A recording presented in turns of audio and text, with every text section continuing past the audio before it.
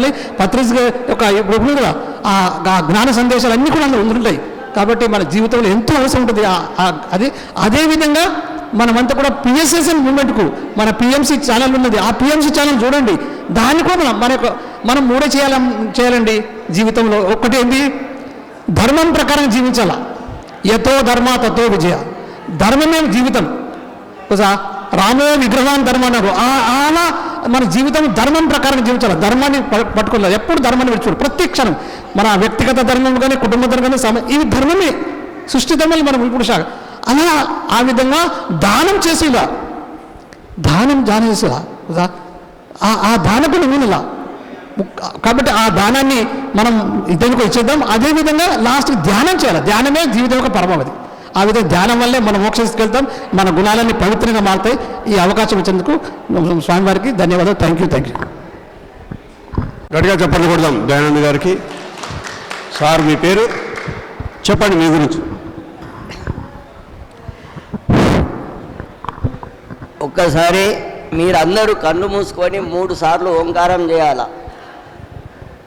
ఓ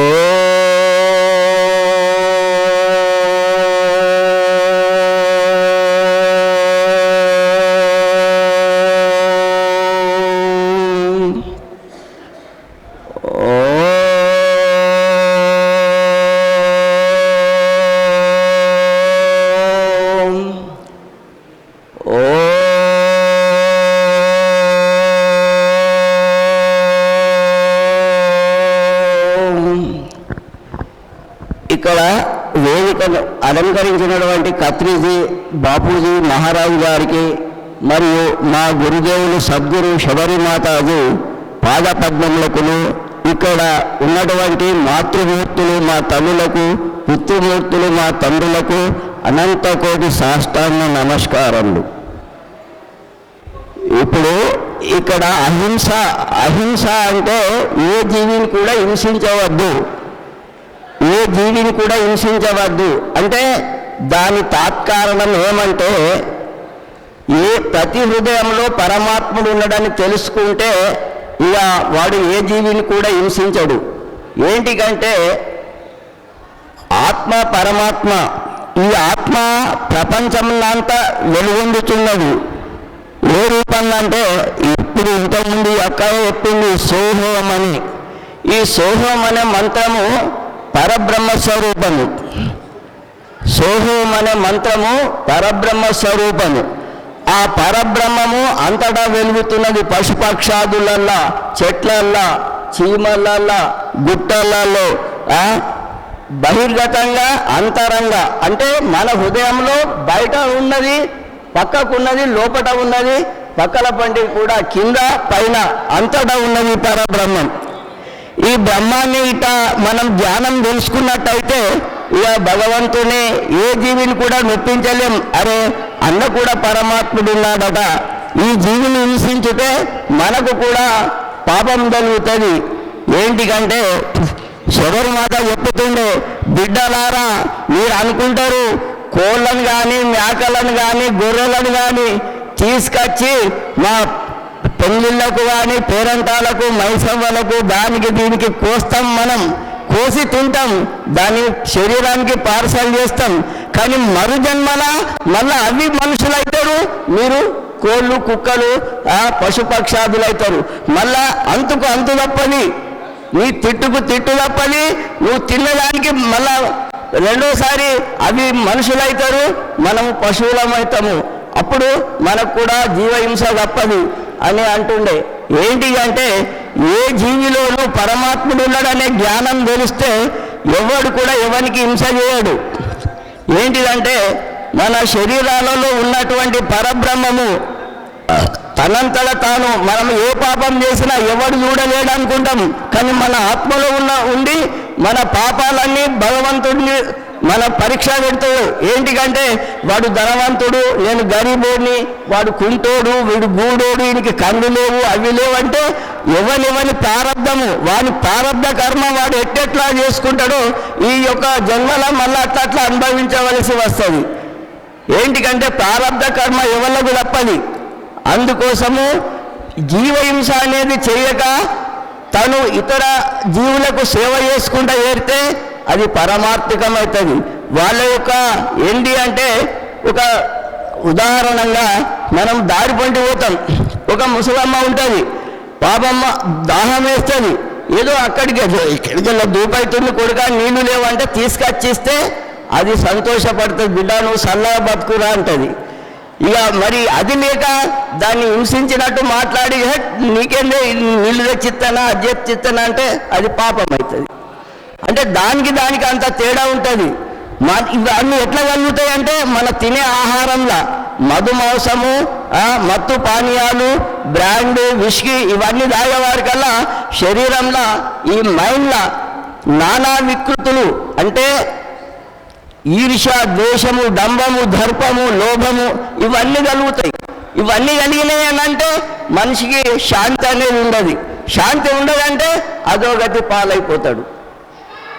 ఇవన్నిటికీ కారణం ఇవన్నీ అమ్మ చెప్పిన మాటలు నాకేం తెలియదు, మీ పాదధూళిని మీరేమనుకోకండి, ఏమన్నా అంటే ఏమన్నా తప్పులుంటే నన్ను క్షమించండి. ఏంటికి అంటే మహాత్ముల యొక్క సాంగత్యం చేస్తే మహాత్ముల యొక్క బుద్ధులు వస్తాయి. చెడు సాహసం చేస్తే దుర్మార్గుల యొక్క సాహసం చేస్తే దుర్మార్గుల బుద్ధులు వస్తాయి. అందుకనే మనం ఎంతవరకు మంచి అని తెలుసుకుంటామో ఇంకా మంచికి పైన పెంచుకోవాలి, కానీ కింది దారి పట్టద్దు.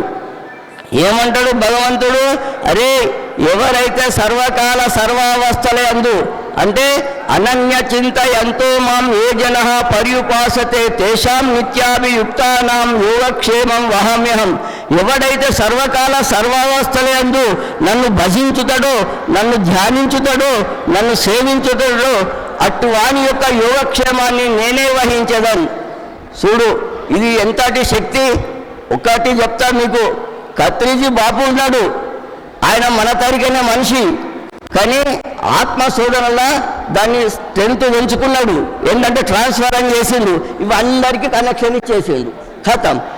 మనం కత్రిజీ బాబుతోటి ఈ యొక్క అందరికీ ధ్యానం అనే కనెక్షన్ ఇచ్చేసిండు.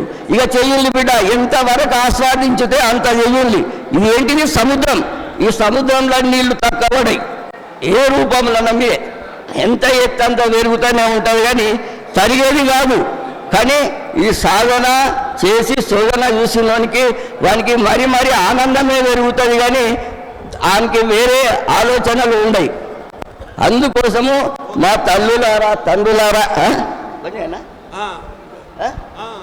సరే తల్లులారా తండ్రులారా, మీరు ఏదో నా మాటలలో మీకు విట్ట ఏమన్నా తెలిసి తెలకేమన్నా చెడు అనిపిస్తే అవి తీసేయండి, ఏదైతే మంచి అనిపిస్తుందో అవి పట్టుకోండి.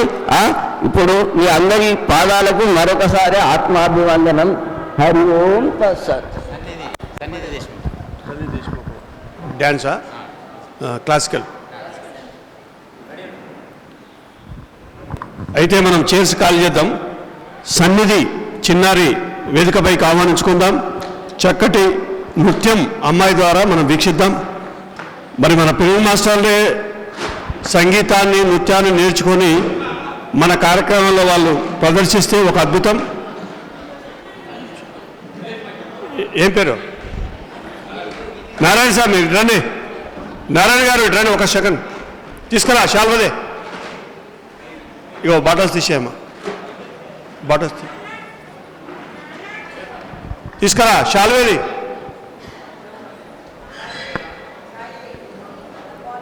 నారాయణ గారి గడిగా చెప్పండి కొడదాం. తనకు తెలిసిన విషయాలన్నీ చక్కగా చెప్పాడు. అది ఆత్మ పరమాత్మగా ఎలా మారుతుంది, పరమాత్మ విశ్వాత్మగా ఎలా మారుతుంది అనేది అది అనుభవం ద్వారా తెలుసుకోవాల్సిందే. ఇది పుస్తకాల ద్వారానో ఏ గురువులు చెప్తేనే వచ్చేది కాదు. అది అవగాహన వస్తుంది. ఓ ఆత్మ పరమాత్మ ఉందంట, ఆత్మ పరమాత్మగా మారేటప్పుడు ఇలాంటి అనుభవాలు జరుగుతాయంట, ఆ పరమాత్మ విశ్వాత్మగా మారేటప్పుడు శరీరంలో ఇలాంటి మార్పులు వస్తాయంట, శరీరంలో ఇలా మార్పులకు గురవుతుందంట, ఇలాంటి ఇబ్బందులు వస్తుంది. ఇవన్నీ ఎవరైతే అనుభవ జ్ఞానం పొందుతారో వాళ్ళ ద్వారా మనకిన్నప్పుడు దాని గురించి అవగాహన వస్తుంది. ఇలా ఉంటుందని తెలిసేం తెలుస్తుంది. కానీ అది ఎప్పుడైతే నువ్వు సాధన చేస్తావో అది నీ అనుభవంలోకి వస్తుంది. అందుకే అనుభవ జ్ఞానం పొందనంత వరకు ఏమి లాభం లేదు. కబుర్లు మస్తు చెప్పొచ్చు, కబుర్లు 1,00,000 కబుర్లు చెప్పొచ్చు. ఆత్మస్థితి పొందితే తెలుస్తుంది ఆ కథ ఏంటో. ఆ సాధన ఎంత తీవ్రంగా ఉంటే అది తెలుస్తుందో, సాధన చేసేవాడికి తెలుస్తుంది సాధన లోతు. అందుగురించి మాటల కంటే చేతలే ఎక్కువ. పిరమిడ్ సొసైటీలో మాటలు తక్కువ, చేతలు ఎక్కువ. సాధన చేసిన వాళ్ళు మాట్లాడాలా, సాధనలో అనుభవం పొందిన వాళ్ళ జ్ఞానం ఎప్పుడు వినాలి. అది సత్యవాక్. అది ఆ సత్యం ఎంత వింటే అంత మార్పు వస్తుంది. సో అలాగే ఆ సత్యవాకులు చెప్పిన నారాయణ స్వామి గారిని చిరు సత్కారం చేసుకుందాం. గట్టిగా చప్పట్లు రా.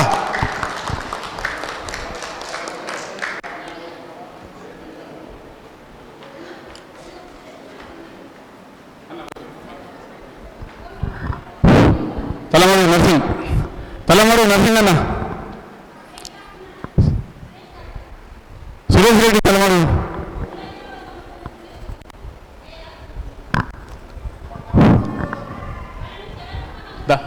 శ్రీనారాయణ ఆదిలాబాద్ ట్రస్ట్ చైర్మన్ శ్రీ తాటి సంతోష్ గారు సన్మానించాల్సిందిగా కోరుతున్నాను.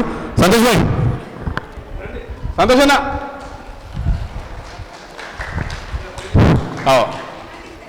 విలాస్ సురేష్ రెడ్డి తలమడుగు, గులాబీ బాల సంస్థ తలమడుగు చైర్మన్.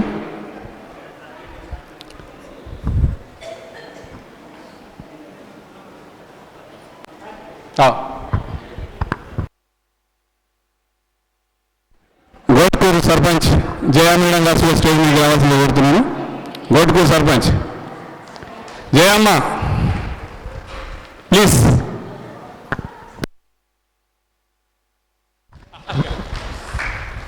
ఎంత హార్డ్ వర్క్ చేస్తాడో నాకు తెలుసు. ఎందుకంటే రోజు వ్యవసాయ పనులు చేస్తాడు కాబట్టి ఆ హార్డ్ వర్క్ చేయగలుగుతాడు తప్ప వేరే వాళ్ళకి సాధ్యం కాదు. అది డే అండ్ నైట్ కూడా వర్క్ చేస్తాడు, అంత కెపాసిటీ ఉంది ఆయనకు. గట్టిగా చప్పట్లు కొడదాం వెంకట్ దంపతులకు. ఈరోజు సంతోష్కు పూర్తిగా సహకరిస్తూ ఈ ముగ్గురు కలిసి ఇంత అందంగా కార్యక్రమం తయారు కావడానికి విశేషంగా కృషి చేశారు. ముఖ్యంగా భోజనాల్లో బాగున్నాయా? మా చప్పట్లు కొట్టాడు వెంకట్. డ్యాన్స్ తర్వాత నీ సందేశం చిన్నగా. అమ్మాయి వచ్చి గట్టిగా చప్పట్లు కొడదాం చిన్నారికి.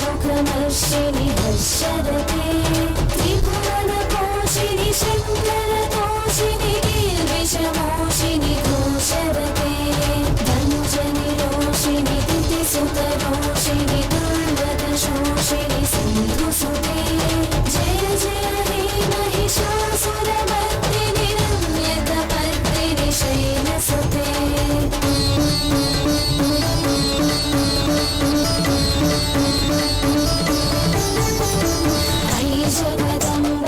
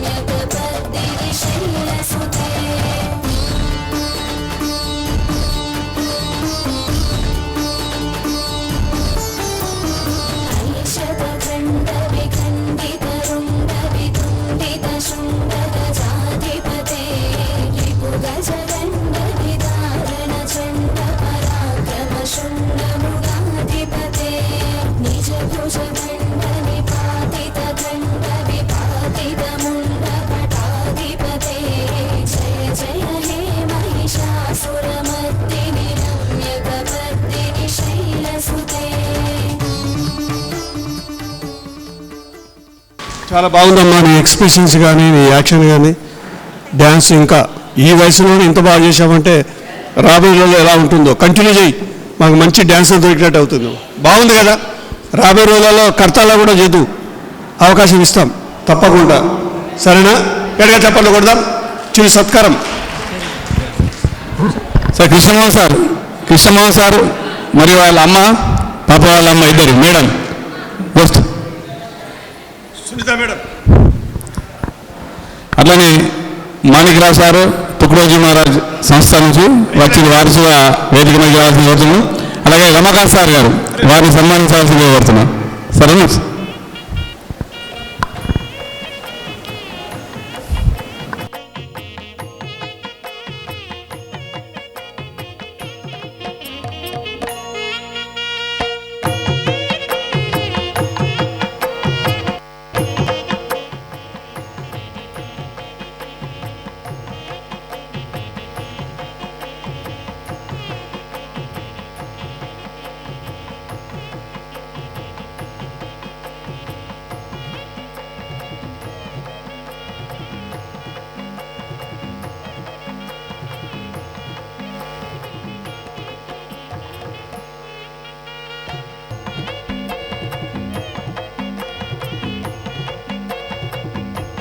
సార్ మాణిక్రావు సార్ తుకుడోజీ మహారాజ్ సంస్థ నుంచి మన పిరమిడ్ సోషల్ సొసైటీ ఆహ్వానించగానే వచ్చి వారి అమూల్యమైన సందేశం ఇవ్వాల్సిన కోరుతున్నాం. 2 నిమిషాలు సార్.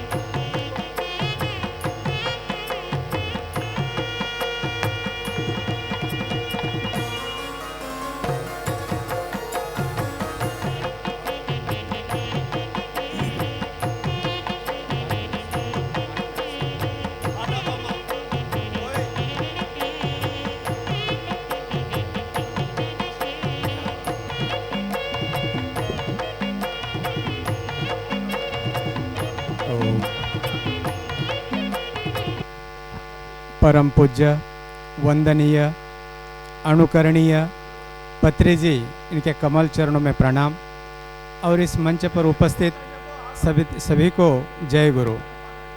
మీరు నా ముందాట కూర్చున్నటువంటి వాళ్ళందరికీ కూడా జై గురుదేవ్.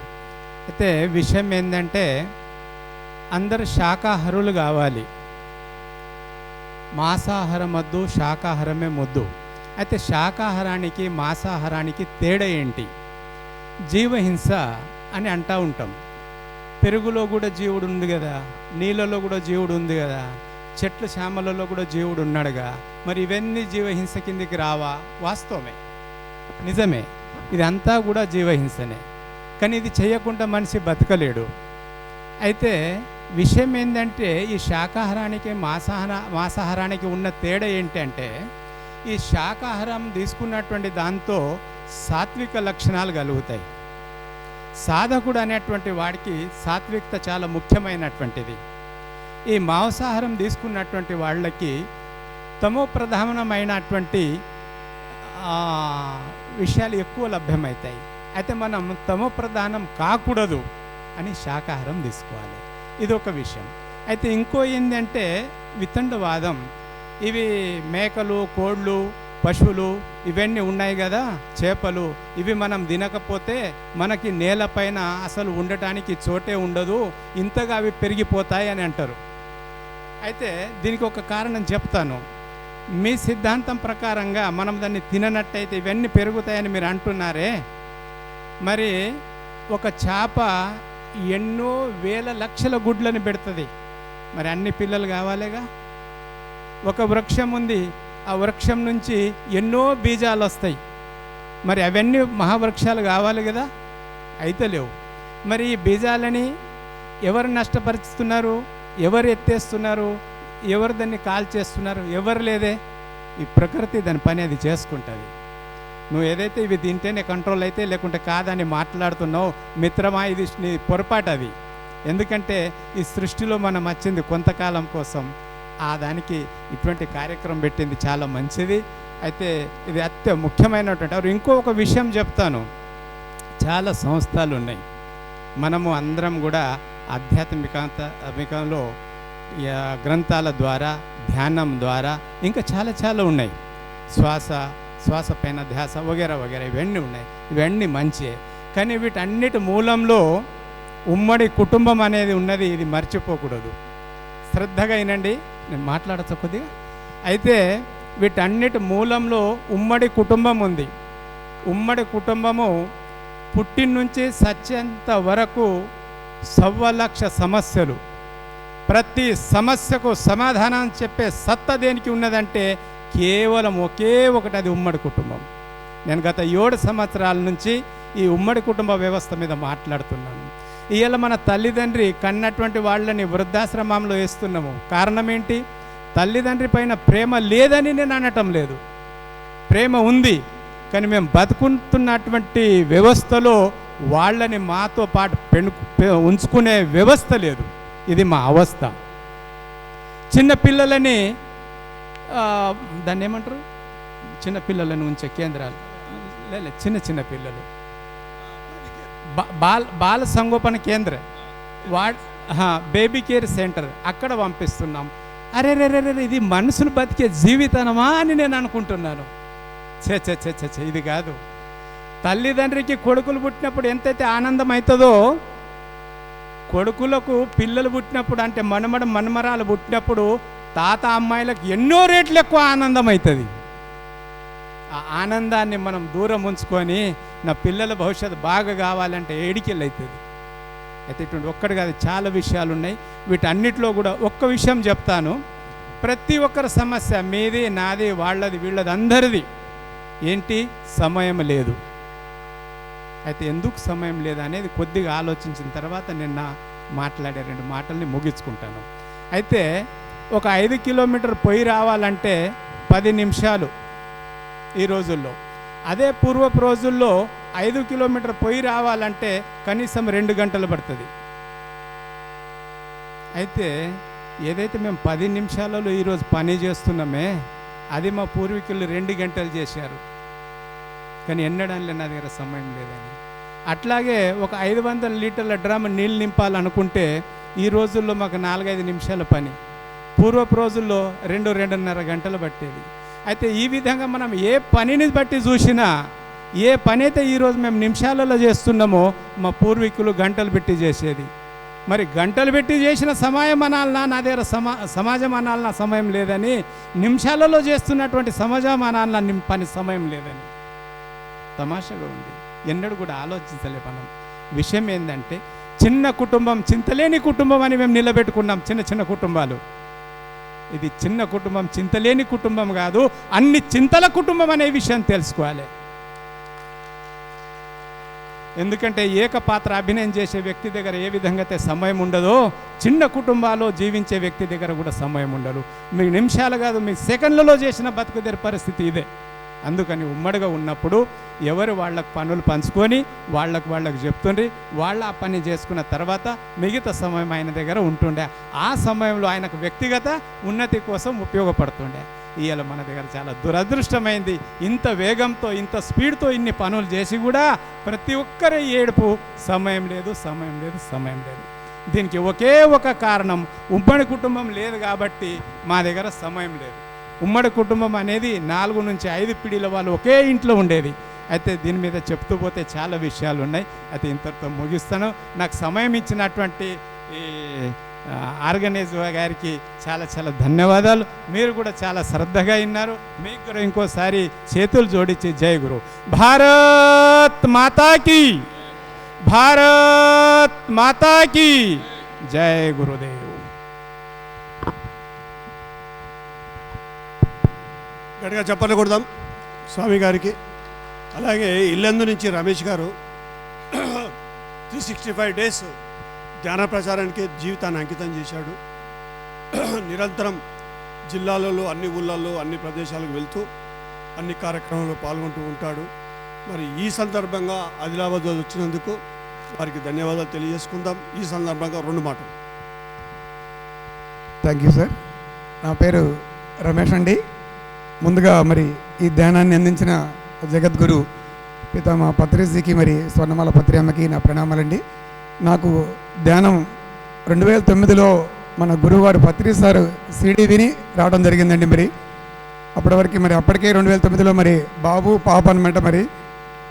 మరి అంతా బాగుంది. కంప్యూటర్ ఇన్స్టిట్యూట్ కంప్యూటర్ నేర్పిస్తా వచ్చే వాళ్ళందరికీ కూడా కాలేజీలో లెక్చర్ అని.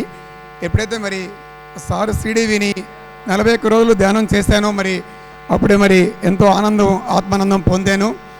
ఆ 41 రోజులు ధ్యానం తర్వాత మరి ఇల్లందులో ధ్యానమిత్రులతో కలిసి మరి ప్రయాణం చేస్తూ మరి మన పిఎస్ఎస్ఎంలో ఏవైతే కార్యక్రమాలు ఉన్నాయో ప్రతి ఒక్కటండి, ధ్యాన ప్రచారం కావచ్చు, పిఎంసి కావచ్చు, పిరమిడ్ సేవాదాలు కావచ్చు, పిరమిడ్ పార్టీ ఆఫ్ ఇండియా కావచ్చు అనమాట. ఏ సేవ ఉంటే ఆ సేవ అండి.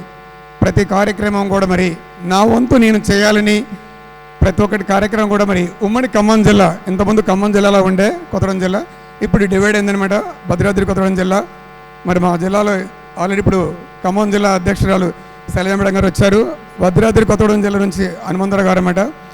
వారితో పాటు అండి ఏ ధ్యాన కార్యక్రమం మన కడతాల్లో మరి ధ్యాన మాసకరం కావచ్చు, పత్రిజీ ధ్యానమయాగంలో సేవ కావచ్చు, ఏదైనా కానండి నా వంతు అనమాట నేను ప్రతి ఒక్కటి చేస్తూ మరి మనం ఆ గురువు నుంచి పొందే మరి ప్రతి ఒక్కటి మరి ఆ గురువు లక్ష్యాలే ఏవైతే ఉన్నాయో శాకార జగత్తు, పిరమిడ్ జగత్తు, మరి ధ్యాన జగత్తు, వాటి కోసం అండి మన వంతు మరి ఇతరులకు అందించాలి. మరి అదే పరోపకారం అంటే మన గురువు చెప్పింది అదేనమాట.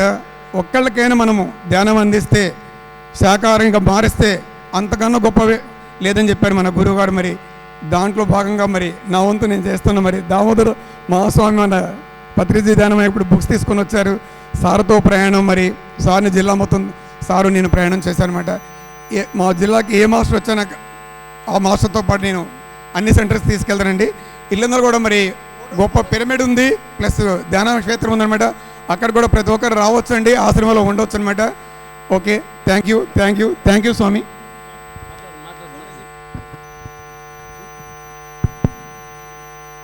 ఈ 3 రోజులు 4 రోజుల నుంచి ఇక్కడే ఉంటూ వీళ్ళంతా సేవ చేశారు. గట్టిగా చప్పట్లు కొడదాం. వాళ్ళంతా సేవ చేశారు కాబట్టి ఈ కార్యక్రమం ఇంతగా రూపాంతరం చెందింది. వాళ్ళ గురించి సునీత మేడం. బ్రహ్మర్షి పితామహ పత్రిజీకి శతకోటి వందనాలు. మరి అందరూ చక్కగా టైంకి వచ్చిండ్లు. ఈ ర్యాలీలో ప్రతి ఒక్కళ్ళు కూడా ఎంత దూరం ఉన్నా కూడా టైంకి వచ్చి టిఫిన్ చేసి చక్కగా ర్యాలీని విజయవంతం చేసిండ్లు. కాబట్టి వచ్చిన ప్రతి ఒక్క మాస్టర్కి కృతజ్ఞతలు. అలాగే మరి జగిత్యాల జిల్లా మెట్పల్లి గ్రామం వాళ్ళు ఏంటంటే నిన్న మాకు సేవకు వచ్చిండ్లు, ఈరోజు కూడా సేవకి ఉండి రేపు వెళ్తున్నారు. కాబట్టి సేవతో పాటు మాకు కొంచెం సహాయాన్ని కూడా అందించిండ్రు. కాబట్టి వారికి చిరు సత్కారం చేసుకుందామని. Thank you. ఎంతోమంది ఎన్నో రకాలుగా సేవ చేస్తే తప్ప ఒక కార్యక్రమం రూపాంతరం కాదు. ముందు కనవాళ్ళ వాళ్ళు ఒకరిద్దరు ఉంటారు, కానీ వెనకాల ఒక పెద్ద టీం వర్క్ చేస్తుంది. ఇప్పుడు పిఎంసి ఉంది, ఆయన ఒక్కరే కెమెరామెన్ కనబడుతున్నాడు, కానీ దీని వెనకాల ఒక పెద్ద టీం తయారు చేస్తుంది. అక్కడ లైవ్గా రావడానికి అక్కడ సిస్టమ్ మీద కానీ అనేక రకాలుగా ఎంతోమంది అది చేస్తే తప్ప అది ముందుకు రాదు. సో ఏ కార్యక్రమం అలాగే.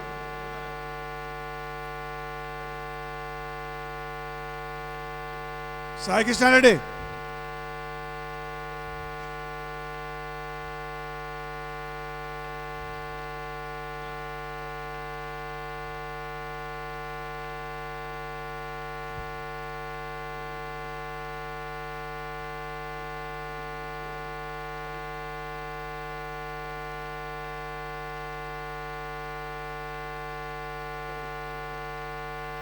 సన్మానం అయిపోయినందుకు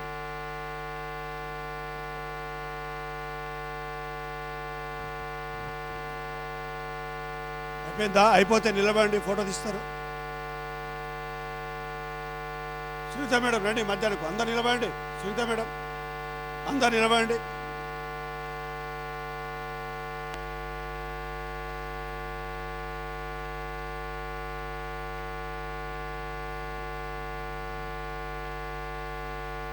సాయి రా, నిలబడండి. అమ్మాయి నిలబడి ఇట్లా అడ్డం నిలబడు. కూర్చో, అట్లా కూర్చో, ఇలా కూర్చో, ఫోటో కూర్చో, కింద కూర్చో.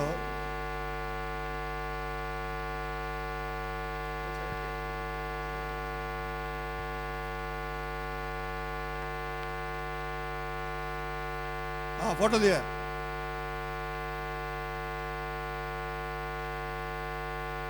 సునీత మేడం అటు చూడండి, ఫోటో తీస్తున్నాడు.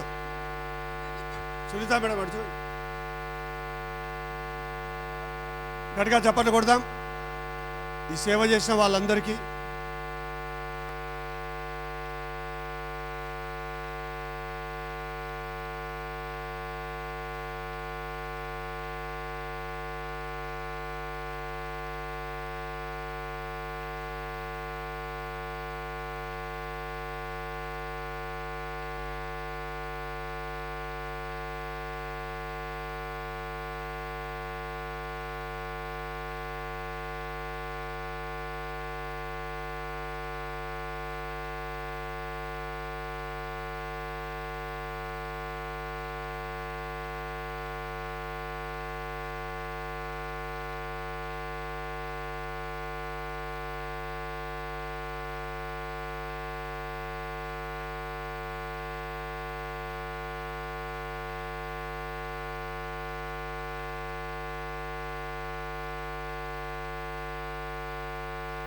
ఆదిలాబాద్ జిల్లా కేంద్రంలో మరి అందరినీ సమన్వయపరిచి అద్భుతమైనటువంటి శాకాహార ర్యాలీను విజయవంతం చేసిన జిల్లా అధ్యక్షులు సంతోష్ గారికి, అదేవిధంగా వెంకట్ గారికి నిజామాబాద్ జిల్లా పిఎస్ఎస్ఎం తరపున హృదయపూర్వక ధన్యవాదాలు, కృతజ్ఞతలు.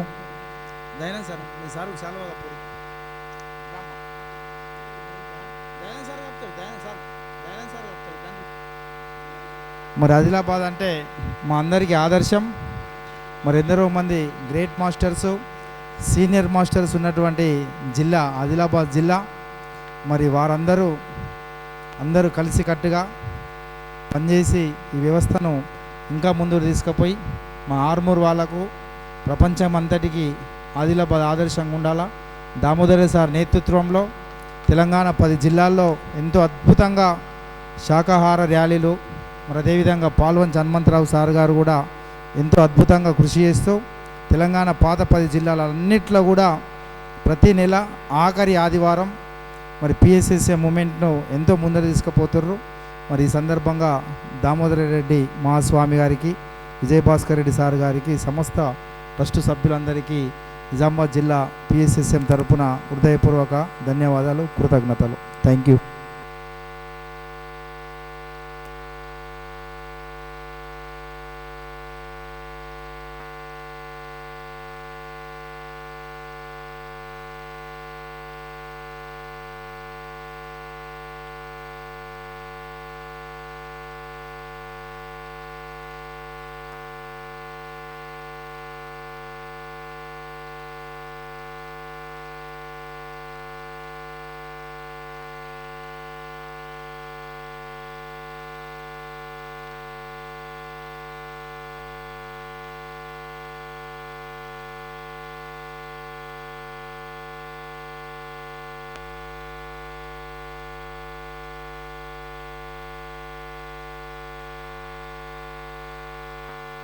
గొట్కూర్ అమ్మ